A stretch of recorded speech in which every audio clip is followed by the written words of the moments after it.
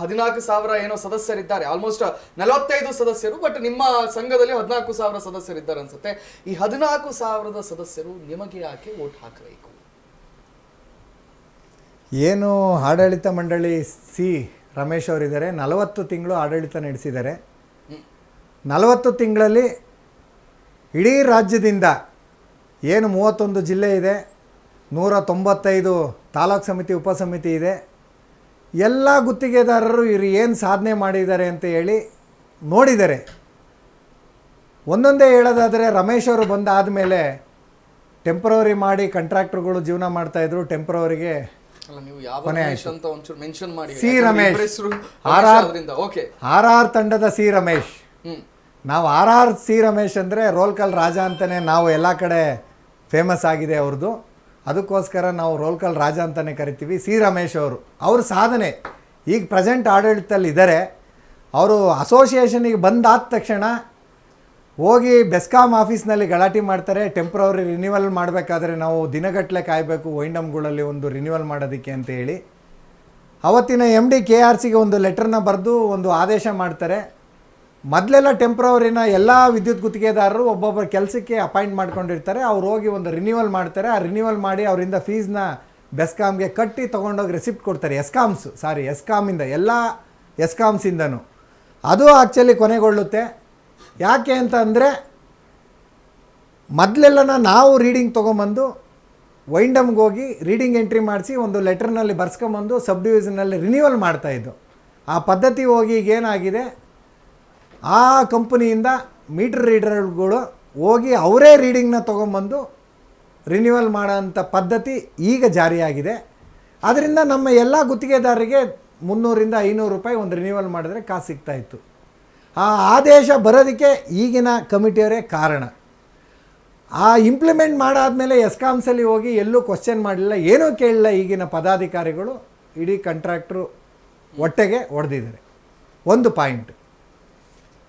ಎರಡನೇದು, ಅವ್ರು ಏನು ಹೇಳಿ ಪ್ರಣಾಳಿಕೆ ಕೊಟ್ಟು ಸದಸ್ಯರ ಮುಂದೆ ಬಂದಿದ್ರೋ ಅದು ಯಾವುದೂ ಕಾರ್ಯಗತ ಇಲ್ಲಿವರೆಗೂ ಮಾಡಿಲ್ಲ. ಅವರು ಎಲ್ಲ ಹೇಳ್ತಾ ಇರೋದು ಸುಳ್ಳೆ. ಒಂದು, ಅವ್ರು ಗೆದ್ದಾದ ತಕ್ಷಣ ಅಭಿನಂದನಾ ಸಮಾರಂಭ ಅಂತ ಮಾಡ್ತಾರೆ. ಅದನ್ನು ಎಲ್ಲ ಕಡೆ ಚಂದ ಎತ್ತಾರೆ. ಆ ಚಂದ ಎತ್ತಿ ಫಂಕ್ಷನ್ ಮಾಡ್ತಾರೆ. ತದನಂತರ 100 ವರ್ಷ ಶತಮಾನೋತ್ಸವದ ಒಂದು ಪ್ರೋಗ್ರಾಮ್ ಮಾಡ್ತಾರೆ. ಅದಕ್ಕೂ ಇಡೀ ಎಲ್ಲ ಇಂಜಿನಿಯರಿಂದ, ಗ್ರಾಹಕರಿಂದ, ಗುತ್ತಿಗೆ ಸದಸ್ಯರಿಂದ ಹೇಳಿ. ಇಲ್ಲಿರುವಂಥ ಪ್ರಶ್ನೆ, ಅವರು ಚಂದ ಎತ್ತಿ ಯಾವ್ಯಾವ ಕಾರ್ಯಕ್ರಮಗಳನ್ನು ಮಾಡ್ತಾರೆ? ಅವರ ಅಭಿನಂದನಾ ಕಾರ್ಯಕ್ರಮಕ್ಕೂ ಅವರು ಚಂದ ಎತ್ತುತ್ತಾರೆ. ಅವರ ಅಭಿನಂದನಾ ಸಮಾರಂಭಕ್ಕೂ ಚಂದ ಎತ್ತುತ್ತಾರೆ. ಶತಮಾನೋತ್ಸವ ಸಮಾರಂಭಕ್ಕೂ ಚಂದ ಎತ್ತುತ್ತಾರೆ. ಅದಕ್ಕೆ ಉದಾಹರಣೆ ರೆಸಿಪ್ಟು ನಿಮ್ಮ ಹತ್ರ ಇದೆ, ನಾನು ಯಾರ್ಯಾರ ಹತ್ರ ಎತ್ತಿದ್ದಾರೆ ಅಂತ ಕೊಟ್ಟಿದ್ದೀನಿ ನಾನು ಮಾಹಿತಿ ನಿಮ್ಮ ಹತ್ರ. ಅದಲ್ಲದೆ ಒಂದು ಬೃಹತ್ ಹೋರಾಟ ಮಾಡ್ತಾರೆ. ನಮ್ಮ ಗುತ್ತಿಗೆದಾರರಿಗೆ ಇಡೀ ರಾಜ್ಯದಲ್ಲಿ ಪ್ರಾಬ್ಲಮ್ ಆಗಿದೆ, ಅದನ್ನು ಬಗೆಹರಿಸಬೇಕು ಅಂತ. ತದನಂತರ ಎಲ್ಲ ಗುತ್ತಿಗೆದಾರರಿಗೆ ಒಂದು ಸ್ಪೋರ್ಟ್ಸ್ ಮಾಡಿಸ್ಬೇಕು ಅಂತ ಹೇಳಿ ಅವರೆಲ್ಲ ಸ್ಪೋರ್ಟ್ಸ್ ಮಾಡ್ಕೊಂಡೆ ಹೆಸರು ಮಾಡ್ಕೊಂಡು ಬಂದಿರೋದು, ಅದನ್ನು ಮಾಡ್ತಾರೆ. ಅದಕ್ಕೂ ಚಂದ ಎತ್ತಾರೆ. ಸರ್, ಫಸ್ಟ್ ಆಫ್ ಆಲ್ ನಿಮ್ಮ ಸಂಘ ಇರುವಂಥದ್ದು ಕರ್ನಾಟಕ ರಾಜ್ಯ ಅನುಮತಿ ಪಡೆದ ವಿದ್ಯುತ್ ಗುತ್ತಿಗೆದಾರರ ಸಂಘ. ಇದರಲ್ಲಿ ಸ್ಪೋರ್ಟ್ಸು ಇದರದ್ದೆಲ್ಲ ಅವಶ್ಯಕತೆ ಏನಿದೆ ಅಂತ ಇದು ಅವ್ರ ಪ್ರಕಾರ ಏನಿದೆ ಗೊತ್ತಿಲ್ಲ. ನಾವು ಅವ್ರ ಮೇಲೆ ಆರೋಪ ಮಾಡೋದಾದರೆ ಅವರು ಕಲೆಕ್ಷನ್ ಮಾಡ್ತಾ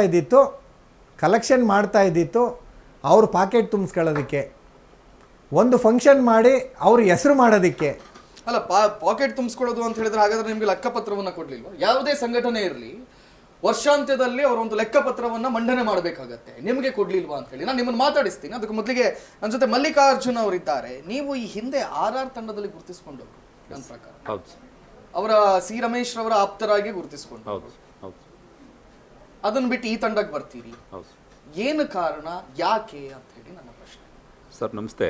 ನಾನು ಫಸ್ಟು SMK ಅವರ ತಂಡದಲ್ಲೇ ಇದ್ದಿದ್ವಿ. ಇಷ್ಟು ವರ್ಷ SMK ಅವ್ರ ಜೊತೆಲಿ ಇದ್ವಿ. ಅವರು ಕಾಲಹರಣ ನಿಧನ ಆದಮೇಲೆ ಇಲ್ಲಿ ಈ ಟೀಮಲ್ಲಿ ಸ್ವಲ್ಪ ಗೊಂದಲಗಳು, ಅದನ್ನು ನಿಭಾಯಿಸೋಕ್ಕಾಗ್ದಲೇ ಸ್ವಲ್ಪ ಏನೋ ಪ್ರಾಬ್ಲಮ್ ಆಯಿತು. ಆ ಟೈಮಲ್ಲಿ ಏನಾಯಿತು, ಇವರು RR ರಮೇಶ್ ಅವರು ಹಿಂದೆ ನಮಗೆ ಸುಮಾರು ಸರಿ SMK ಅವ್ರನ್ನ ಬಂದು ಭೇಟಿ ಮಾಡ್ತಾಯಿದ್ರು. ಅವ್ರ ಜೊತೆಲ್ಲೂ ಹೋಗ್ತಾ ಇದ್ವಿ. ಅಲ್ಲಿ ನಾವು SMK ಅವ್ರ ಜೊತೆಲಿದ್ದಾಗ ಕೆಲವು ಕಡೆ ಬರೋರು, ಇದು ಒಂದು ಸಾರಿ ನಮಗೇನಾದರೂ ಮಾಡಿ ಒಂದು ಸಾರಿ ನೀವು ನಮ್ಗೆ ಸಪೋರ್ಟ್ ಮಾಡಿ, ನೀವು 3 ವರ್ಷ ಆದಮೇಲೆ ಅಂತಲೂ ಕೇಳ್ಕೊತಾಯಿದ್ರು.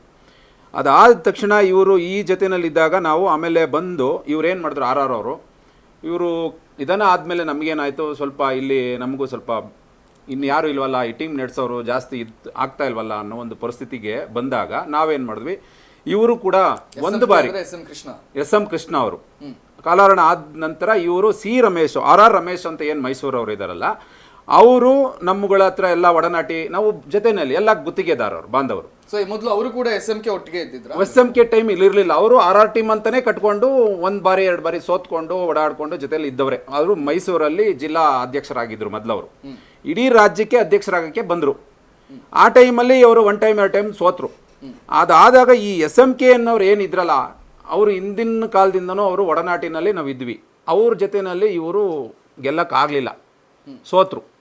ಅದಾದಮೇಲೆ ಏನಾಯಿತು, ಇವ್ರು ಕಾಲಾರಣ ಆದಮೇಲೆ ನಾವು ಇವ್ರ ಜೊತೆಲಿ ಹೋದ್ವಿ. ಅವ್ರ ಕತೆ ಏನು ಯಾವ ಥರ ಮಾತಾಡ್ತಿದ್ರು ಅಂದರೆ, ನಮಗೆ ಒಂದು ಬಾರಿ ಇವ್ರು ಯಾರೂ ಸರಿ ಇಲ್ಲ, ಇದರಲ್ಲಿ ಒಬ್ಬರು ರುದ್ರೇಶ್ ಅನ್ನೋರು ಒಬ್ರು ಇದ್ದಾರೆ ಸೆಕ್ರೆಟ್ರಿ ಅಂತ, ನಮ್ಮ SMK ಅವ್ರ ಜೊತೆಯಲ್ಲಿ ಅವ್ರು ಅಧ್ಯಕ್ಷರಾಗಿದ್ದರು ಸೆಕ್ರೆಟ್ರಿ. ಅವರು ಅವರು ನಿಧನ ಆದಮೇಲೆ ಇವರು ಸೆಕ್ರೆಟ್ರಿ ಅವರು ಮತ್ತು ಇನ್ನೊಬ್ರು ಯಾರೋ ಅಧ್ಯಕ್ಷರನ್ನ ಮಾಡಿಕೊಂಡ್ರು. ಆ ಟೈಮಲ್ಲಿ ಈ ಟೀಮ್ನ ನಡೆಸ್ಕೊಂಡು ಹೋಗ್ಬೇಕಾದ್ರೆ ಇವರು ಬಂದರು. ಓವರ್ ಆಲ್ ಈಗ ನಾವೇನು ಎಲೆಕ್ಷನ್ ಟೈಮ್ ಬಂದವಲ್ಲ ಅದೇ ಥರ ಬಂದಾಗ ನಮ್ಮ ಸ್ಪೀಡ್ ನೋಡಿ, ನಮ್ಗೆ ಒಂದೇ ಬಾರಿ ಸಾಕು, ನಮಗೆ ಒಂದು ಬಾರಿ ನಮಗೆ ಕಾಲಾವಕಾಶ ಕೊಡಿ, ನೆಕ್ಸ್ಟು ಒಂದೇ ಬಾರಿ ನಿಲ್ಲೋದು, ನೆಕ್ಸ್ಟು ನಾವು ಎಲೆಕ್ಷನ್ ನಿಲ್ಲಲ್ಲ, ನಮ್ಮ ಸ್ಪೀಡು ನಾವು ಏನು ಮಾಡ್ತೀವಿ ಬರೀ 3 ತಿಂಗಳಲ್ಲಿ ನಮ್ಮ ಸ್ಪೀಡ್ ತೋರಿಸ್ತೀವಿ ಅಂತ ಎಲ್ಲರಿಗೂ ಫುಲ್ಲು ಯಾವ ಥರ ಅಂದರೆ ನೀವು ಅದ್ರದ್ದು ನಾವು ಬಿಡಿಸಿ ಹೇಳೋಕ್ಕಾಗಲ್ಲ, ಆ ಥರದಲ್ಲೇ ಫುಲ್ ಪ್ರಚಾರ.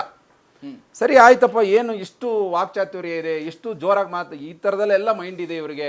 ನಾವು ಇವ್ರ ಜೊತೆಲಿ ಹೋಗಿ ಒಂದು ಸಾರಿ ಆ್ಯಕ್ಚುಲಿ ಏನಾಯಿತು, SMK ಅನ್ನೋರು ನಾವು ಹೆಬ್ಬೆಟ್ಟು ಅಂದರೆ SSLC ಅಷ್ಟೇ ನಾವು ಓದಿರೋರು, ಅವರು SMK ಅವರು SSLC ಇದ್ದರು. ಇವರೇನೋ ಒಬ್ಬರು ಡಿಪ್ಲೊಮೊ ಒಬ್ಬರು BE, ಈ ಥರ ಇರೋವಂಥವ್ರು ಇಬ್ಬರು ನಮ್ಮ ಸಂಘಕ್ಕೆ ಬಂದರೆ ನಾವು ಅವ್ರ ಕೈ ಜೊತೆ ಜೋಡಿಸಿದ್ರೆ ನಮ್ಮ ಸಂಘ ಯಾವ ಮಟ್ಟಕ್ಕೆ ಹೋಗ್ಬೋದು. ಇದು 100 ವರ್ಷ 102 ವರ್ಷದ ಇತಿಹಾಸ ಹೋಗ್ತಾ ಇದೆ ಅಂದ್ಬಿಟ್ಟು ಏನು ಮಾಡಿದ್ವಿ, ಇದೇ RR ರಮೇಶ್ ಅವ್ರ ಜೊತೆ ನಾವು ಸಂಪರ್ಕ ಬೆಳೆಸಿದ್ವಿ. ಅವ್ರ